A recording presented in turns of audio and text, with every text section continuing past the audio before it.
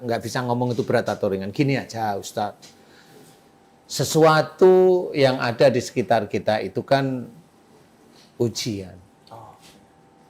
Kita ingat satu ayat mamanya wa ja'alna ba'dakum li ba'din fitnatan atashbirun. Dan aku ciptakan kamu ujian bagi yang lainnya. Apakah kamu sabar? Kalimat dalam Quran ini kemudian kita praktekkan di kehidupan sehari-hari. Bahwa semua yang ada di sekitar kita itu Allah menciptakan kita, orang, Allah menciptakan pekerjaan, Allah menciptakan anak, menciptakan istri, menciptakan suami. Itu kan ujian kita. Ya. Dari ayat ini kan sudah berarti itu ujian. Allah hanya menginginkan, apakah kamu sabar? Berarti pertanyaan. Allah itu masih bertanya dengan ujian yang diberikan pada kita. Diberi anak yang agak nakal, dablek, kita lihat tipe anak ini. Kemudian kita kasih tahu. Dikasih istri yang agak selebor dikit, kita lihat mau nggak dia dikasih tahu. Itu kan ujian kita. Kita dikasih nikmat berupa harta, itu kan ujian juga untuk kita. Apakah kita sabar? Sabar itu yaitu menggunakan itu pada tempatnya. Kemudian kita dikasih ada cerita, sesuatu cerita yang menjadikan kita bisa panas hati. Cerita itu sampai kalau kita dengar atau kita lihat, itu kan ujian kita sebenarnya. Allah menginginkan apa? Sabar. Ujian itu wujudnya cercaan, omongan tidak enak, atau fitnah bahkan. Kalau cercaan atau fitnah atau tantangan atau apapun bentuknya itu kalau kita tenang, ini muncul, berarti munculnya ini diizinkan Allah. Diizinkan Allah. Semua la haula wala quwata illa billah.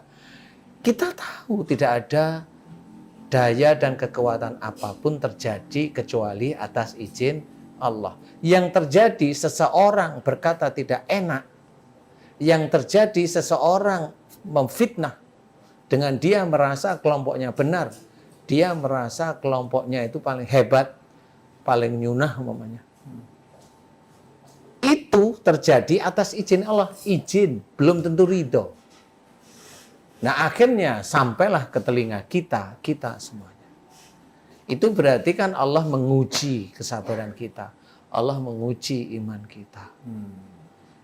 Kalau kita ingat isi Quran, nah ya tadi Allah menginginkan sabar. Ngapain saya ngeladenin? Apa yang saya kerjakan, insya Allah ada di dalam koridor Allah. Nggak akan keluar. Apa yang saya ladenin? Apa akhirnya yang diladenin ini saudara kita. Ngapain saya ikut mencerca mereka? Enggak. Sama seperti Rasulullah Muhammad. Emang mencerca? Kagak. Memaki orang yang memaki Rasul? Memaki emang beliau? Tidak. Enggak.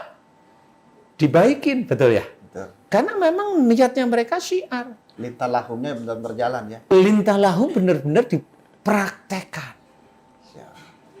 Jadi bukan lintalahum kepada atasan. Oke. Bukan, kalau ini mah ingin jabatannya naik.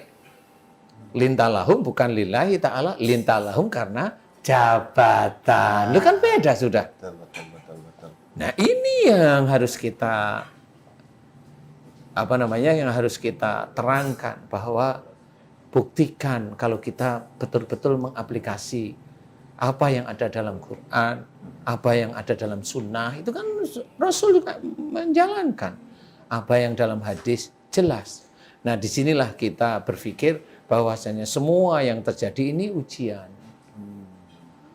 Yang enak itu ujian, yang tidak enak itu juga ujian. Kelaparan, kekurangan harta, kehilangan jiwa, itu ujian, bagian yang mengguncang hati kita. Siap. Buah-buahan, itu ujian dari sesuatu yang kita kerjakan. Kalau buah-buahan itu ujian dari sesuatu yang kita ikhtiarkan. Berarti nikmat yang diberikan, hasil yang diberikan dari pekerjaan kita yang kita kerjakan, itu sebenarnya ujian kita. Kan begitu. Ujian itu harus disikapi dengan baik. Tidak dengan awur-awuran. Siap. Tidak dengan ngawur istilahnya foya-foya dan enggak bisa seperti itu. Pergunakan pada jalan Allah, kasih sebagian rezeki untuk orang-orang, baik itu wujudnya zakat mal, zakat fitrah kan jelas ya, zakat mal kasih. Siap. Kalau umpamanya kita 1 bulan itu umpamanya dapat 1 M, kasih. Kalau kita dapat 4 M, kasih zakat malnya 4 M berapa? 100 juta, kasih 100 juta untuk yatim piatu. Di luar itu ada apa? Di luar itu ada sedekah, kasih sedekah semampunya. Itulah yang nanti akan ditata oleh Allah Ta'ala. Kalau memang kita itu benar-benar memberikan itu karena Allah Ta'ala. Tidak hanya cuma ujian. Ujian itu kan memang seperti turunnya ayat-ayat Quran kepada Rasulullah itu kan disesuaikan dengan keadaan, disesuaikan dengan kejadian. Oke. Makanya ada asbabun nuzulnya. Asbabun nuzul. Nah, inilah yang harus kita ketahui. Kita sama sebenarnya. Rasulullah Muhammad itu manusia, kita juga manusia. Apa yang dialami oleh Rasulullah sebenarnya kita juga mengalami. Kenapa kita hanya cuma, kalau Rasulullah diceritakan kebaikan kita hanya cuma subhanallah, masya Allah, subhanallah, masya Allah. Kenapa kita tidak menjalankan juga? Nah inilah sehingga kita harus pahami bahwa semua yang terjadi di sekeliling kita ini adalah ujian dari Allah Ta'ala.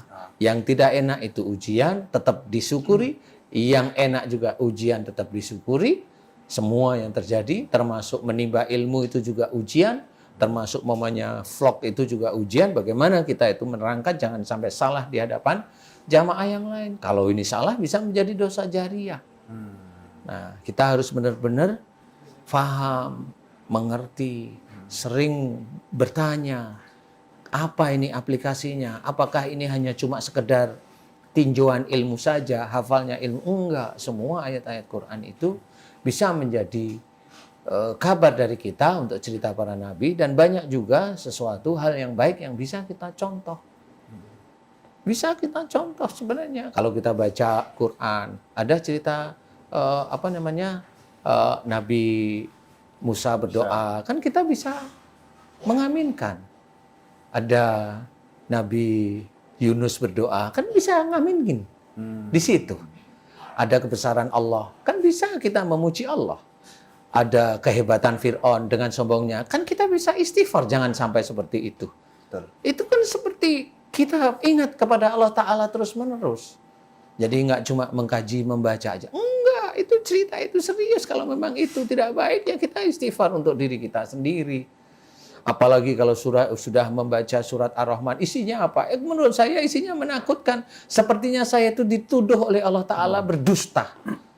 Dengan segala nikmat yang Dengan segala nikmat yang Allah berikan itu kesannya saya itu dituduh kesannya. Walaupun sebenarnya Allah memberitahu.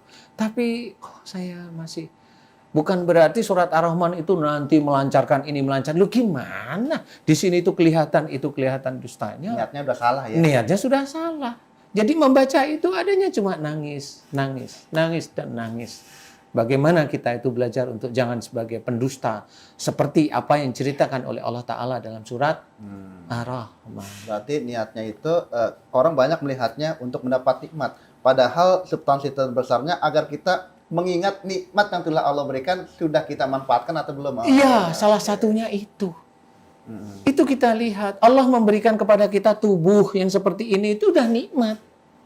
Kita dustakan yang bagaimana? Kita tidak pernah mensyukuri nikmat Allah. Kesannya apa yang hasil dari kita kerjakan, itu kesannya dari kita sendiri. Kan seperti itu. Kita di TV, kemudian ini ada peresmian ini. Kemudian diceritakan ini karena bapak ini, dengan ini, jabatan ini. Jarang sekali. Ini sebenarnya terjadi dan tercipta atas izin Allah Ta'ala. Saya hanya sebagai pembawa amanah saja. Di mana uang dari rakyat. Begitu kan harusnya. Tapi jarang sekali yang seperti itu. Walaupun beliau itu tiap Jumat, sholat Jumat. Beliau setiap hari sholat 5 waktu. Kesannya mendustakan nikmat Allah yang diberikan, salah satunya di tubuh kita. Dan itu sudah sangat banyak di sekitar kita seperti itu. Ayolah sebenarnya. Makanya kita juga harus hati-hati. Kalau ada orang ngomong begini, ujian. Kalau memang itu benar, bilanglah benar. Tidak usah mencari-cari kesalahan orang lain. Kan seperti itu. Kalau salah, ya akuilah itu salah. Tapi kalau memang tidak mau mengakui salah, ya nggak apa-apa. Karena dia nanti akan menerimanya di akhirat. Kan seperti itu. Ada konsekuensinya ya. Ada konsekuensinya sebenarnya. Makanya kenapa saya tidak meladenin, saya anggap saudara saya karena dia juga bersahadat. Saudara saya yang ngomong seperti itu karena apa? Karena saya disuruh oleh Rasul saya Muhammad Sallallahu Alaihi Wasallam selama dia itu bersahadat itu saudara saya. Jadi saya tidak perlu meladeni. Nggak mau saya meladeni. Kenapa? Biarlah mereka itu berpikir sendiri. Mereka pintar kok, punya ilmu kok. Jago dia ilmu agamanya, jago ilmu Qur'annya, jago ilmu hadisnya. Coba diingat-ingat. Yang salah di mana di hadapan Allah Ta'ala. Kan begitu. Coba diingat-ingat. Kalau persoalan masalah iri, ya jangan iri lah. Ada rezekinya masing-masing. Ada rezekinya masing-masing kah? Ya, Betul. jadi seperti itu. Jadi tetap semua yang terjadi di dunia ini adalah ujian yang harus kita sikapi, memuji Allah, memohon ampun, bersyukur, atau sabar, dan jangan lupa menjalankan kewajiban kita, semuanya ujian. Semuanya ujian. Kita bisa sholat pun, itu ujian. Bisa sholat pun, itu ujian bisa sholat. Pada saat seseorang tidak bisa ujian karena suatu penyakitnya, gerutu nggak dia sama Allah Ta'ala. Oke. Seperti itu. Jadi ujian, semuanya ujian. Jadi harus kita hadapi dengan tenang, lapang dada, sabar, istiqomah, tawadu, seperti itu. Tetap menyembah pada Allah Ta'ala, tetap tersenyum bahwa itu adalah ujian dari Allah Ta'ala. Alhamdulillah. Pak Kiai luar biasa. Luar biasa. Atau selalu semangat ya. Amin, insya Allah. Dampingin Ustadz Danu terus. Ya. Dan nge-gym. Pemirsa di mana saja Anda berada, demikianlah ngobrol-ngobrol santai kita dengan Pak Ustadz Danu dan Pak Tung. Satu hikmah yang kita dapat ambil dalam kesempatan kali ini bahwasanya segala kenikmatan dunia yang menjauhkan kita kepada Allah itu adalah musibah untuk kita. Betul. Untuk itu, yuk mari sama-sama kalau kita jadi pemimpin, jadilah pemimpin yang bermanfaat. Jadi suami, jadilah suami yang bertanggung jawab. Tetapi pada intinya, apapun jalan ceritanya, sama-sama kita mendekat pada Allah Subhanahu wa Ta'ala. Ustadz Danu, terima kasih. Pak Tung, terima kasih. Mudah-mudahan kita bisa bertemu di lain kesempatan. Amin. Insya Allah, amin. Ustaz. Haji Markum, dompetnya jatuh. Cakep. Assalamualaikum warahmatullahi wabarakatuh. Waalaikumsalam warahmatullahi wabarakatuh.